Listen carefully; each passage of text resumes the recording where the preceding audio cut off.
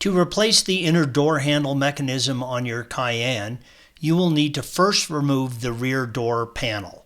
Please follow the link provided at the end of this video for additional assistance with that task. Place a soft, clean towel down on your bench and place the panel face down. You will need to remove the trim surround first.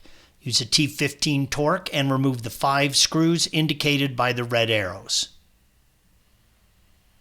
Turn the door panel over and remove the now loosened trim piece, red arrow.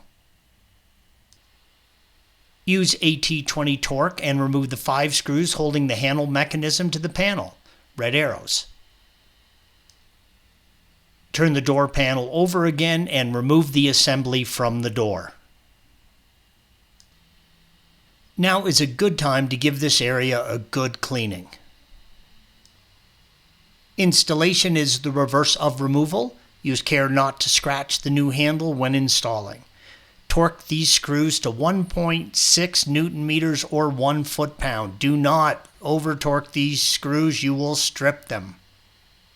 Thanks for watching. Be sure to subscribe to our channel and check out another video in this series.